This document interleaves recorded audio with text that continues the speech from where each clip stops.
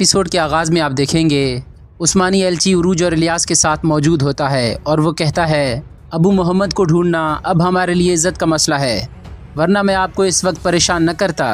उरूज कहता है हम आपकी मदद करेंगे हैरा बाई, लेकिन इसी दौरान हैरा बाई कहता है अबू मोहम्मद हमारे इलाके के समंदर से गायब हुआ है, आपके अलावा कोई भी नहीं है जो इस इलाके को अच्छी तरह जानता हो।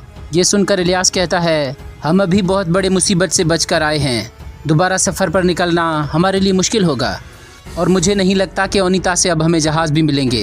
हैरा बाई कहता है तुम इस बात की फ़िक्र मत करो, आप लोगों को ओनिता से उजरत पर जहाज़ लेने की कोई ज़रूरत नहीं, बल्कि जहाज़ मैं लूँगा ममलूक सल्तनत से। अगर तुम लोगों ने ये काम कर दिया तो तुम लोगों को जहाज़ उजरत पर लेने की कोई ज़रूरत नहीं पड़ेगी, क्योंकि आप लोगों के पास अपना जहाज़ होगा।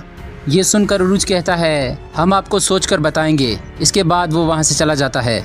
यहाँ गार में खिज़र होश में आ जाता है और कहता है वो सब क्या था, क्या वो ख्वाब था? फिर वो अपने हाथ में अंगूठी देकर कहता है अगर अंगूठी हकीकत है तो फिर वो ख्वाब भी हकीकत था। यहाँ रातको के पास एक सिपाही आकर कहता है इस्कंदरिया से सिल्वो का मकतूब आया है, जिसे पढ़ने के बाद रातको कहता है फ़ौरन अपने सिपाहियों को जमा करो, हमें सुलेमान का पता चल गया है जिसके पास वो किताब है। सिपाही कहता है हमारी मंजिल क्या है? रातको कहता है मिदेली। यहाँ खिज़र उस्ताद सुलेमान के पास आ जाता है और उसे अंगूठी दिखाते हुए कहता है जो शख्स आपकी दुकान से बाहर निकला था उसने ये मुझे दिया।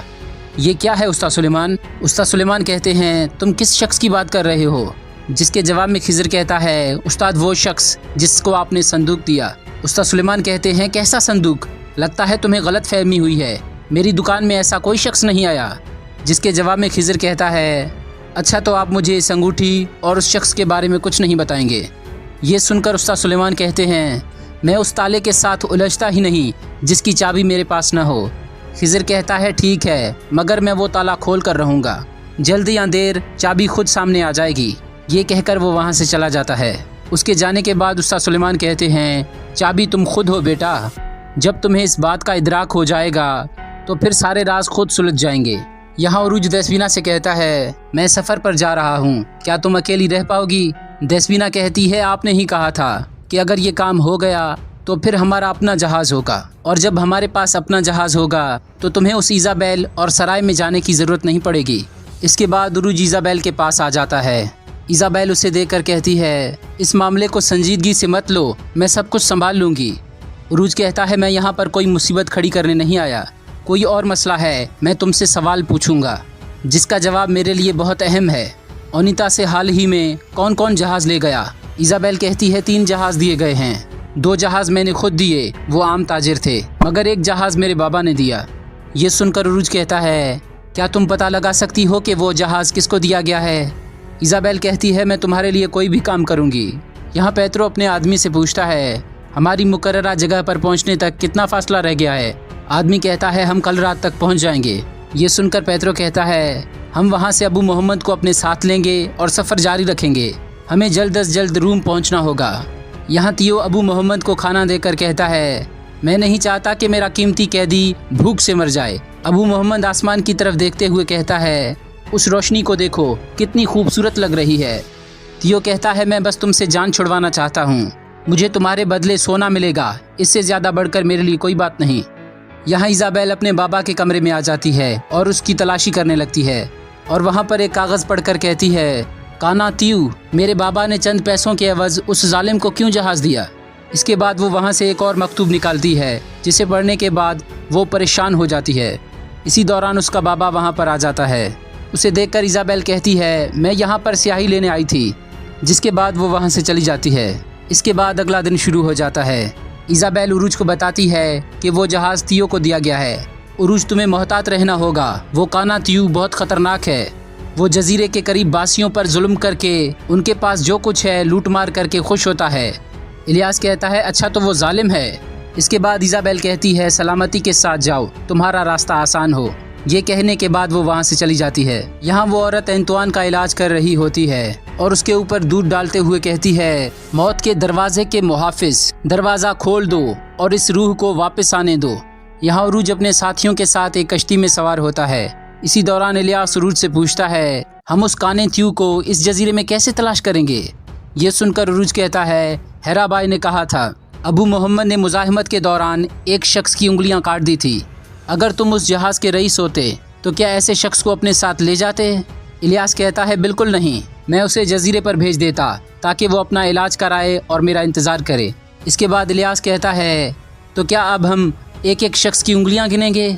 उरूज कहता है नहीं, बल्कि हम उस शख्स को तलाश करेंगे जो इलाज करता है। इसके बाद उरूज कहता है यारेले कहता है हुक्म कीजिए रईस। उरूज कहता है तुम्हारे जिस्म पर कितने ज़ख्म हैं? यारेले कहता है अल्हम्दुलिल्लाह 34 ज़ख्म। उरूज कहता है अगर 35 हो गए?